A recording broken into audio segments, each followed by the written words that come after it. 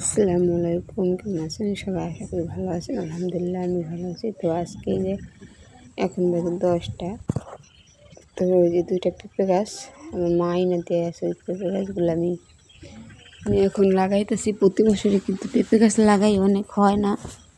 তো এবছরও লাগাইতেছি, দরজার সামনে দেখি হয় কিনা। অনেকগুলা কিন্তু পেঁপে গাছ লাগাইছি, কোনটা হয় কোনটা হয় না জানি না।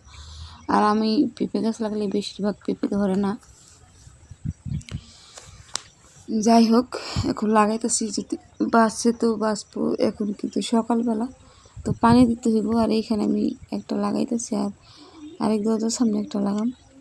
তো মোবাইলটা কী সমস্যা জানি না, কালো হয় আবার একটু ফর্সা হয়। তো একটা ওই যেই ঘরে আমরা থাকি ওই ঘরের সামনে লাগালাম, আর একটা কাছের ঘরের সামনে লাগামো, দেখি হয় কি না। ভয়াবহ রোদ হচ্ছে কিন্তু আজকে। তো দেখলাম একটু বৃষ্টি বৃষ্টি ভাব, এই কারণে লাগাইতে বসলাম। এখন দেখি না বৃষ্টি আসবে না, কিন্তু অনেক রোদ। আর এমনি কিন্তু বাতাস, দেখেন পাতাগুলো একদম ধরতেছে, মনে হয় একজন ঝড় হইব এরকম। অথচ কিন্তু রোদ, এই যে রোদ্রে কিন্তু আলো উঠানোর মধ্যে পড়ছে।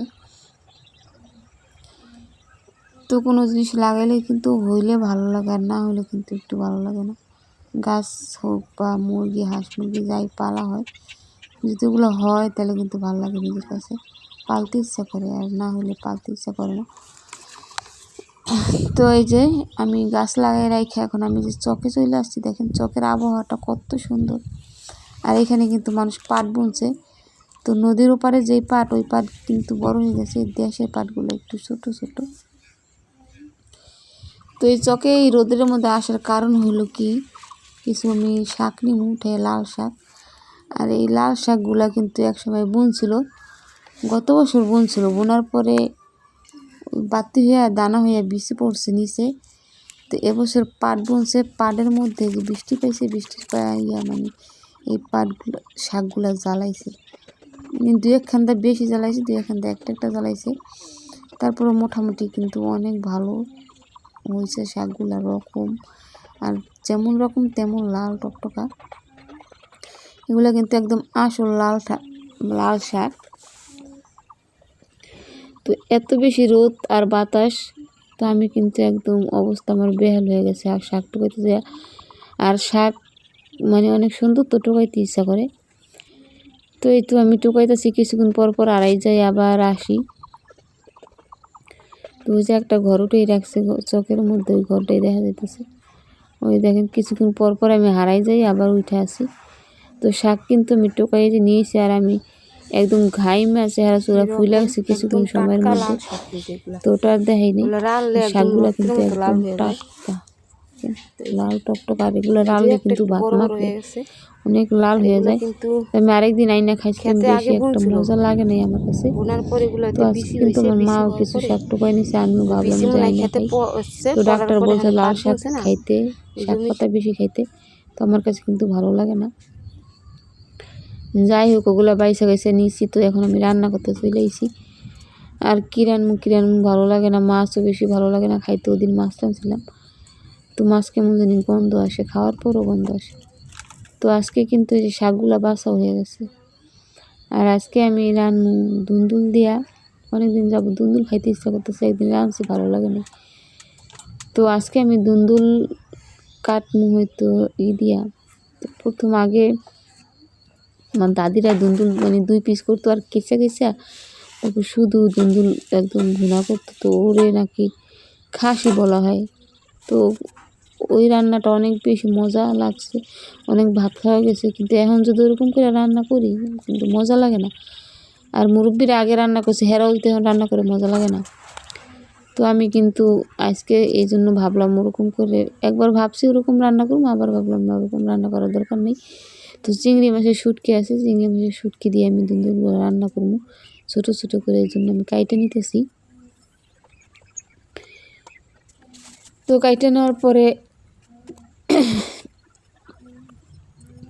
ভালোভাবে যে আমি বুঝতেও কিন্তু পারতেছি না, অনেক বেশি কষ্ট হইতেছে। আর আজকে কিন্তু বাতাস, যদি এই জাপটা দেওয়া হয় এইখানে তাইলে আবার গরম, আর না দিলে আবার বাতাস, একটু একটু হালকা বাতাস আসে। তো বসতেও কষ্ট, আবার দাঁড়াইয়া রান্না করলেও পা ভেঙে কষ্ট, সব কিছুই কষ্ট। প্রচণ্ড রোদ হচ্ছে, দেখেন আমার ভাতের পাতিল একদম কালো হয়ে গেছে বাতাসে, কিন্তু বাতাস জালে পাতিলের অবস্থা কেরাসিন হয়ে যায়। তো আমি কাটতে কাটতে কিন্তু আবার ওই যে পাশের বাড়ির একজন আইছে,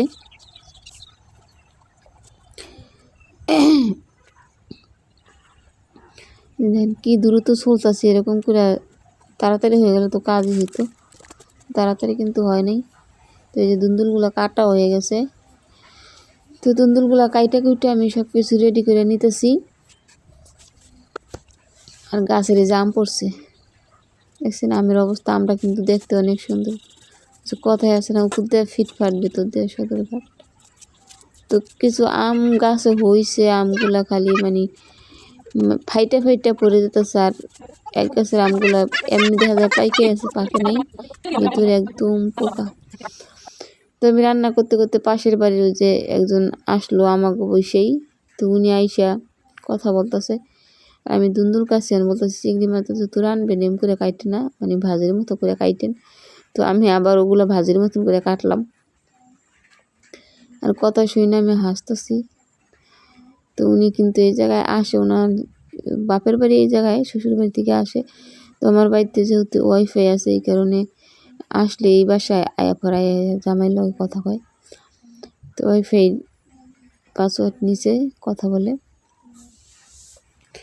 তো তার সাথে আমি কথা বলতে বলতে কিন্তু আমার এই যে কাটা কাবাসা হয়ে গেছে গা, আর জালটা জ্বলে না। উনি আমার বলতেছে এরকম জাল হয়ে ভাতে তো গন্ধ করবো। তো অনেক বেশি কষ্ট হইতেছে রান্না করতে, বাতাস কেন জানি না। চুলা কিন্তু সুন্দর আমার, আর তারপর ওই যে জলে আবার নিভা যায়, জলে আবার নিভা যায়। পাতাগুলো তো শুকনা, তারপরে জ্বলে না। তো পাতা দিয়ে কিন্তু আমি অনেক সুন্দরভাবে জাল দিতে পারি, কিন্তু আজকে এরকম করতেছে জানি না চুলার দোষ নাকি পাতার দোষ, এটা তো জানি না। যাই হোক, লাইরে চেড়ে তো আমি রান্না তো হইতেছে, ভাত কিন্তু আমার উতরেই গেছে। তো কিছুক্ষণ পর কিন্তু আমি ঘর দিয়ে নিমু। চুলার মধ্যে জাল কিন্তু না জ্বললে একদম বিরক্ত লাগে, ঝটপট জ্বলবো তারপরে রান্না বান্না শেষ করে জামগা, তাও মানে জলে কি জলে না, ধোঁয়া হইতেছে, আর আমার চোখ মুখের মধ্যে ধোঁয়াগুলো আইতেছে। চুলা কিন্তু আমি এই চুলাটা অনেকবার ভাঙছি আর উঠাইছি, কোনভাবে আমি বানাবো এটা বুঝতে পারি না।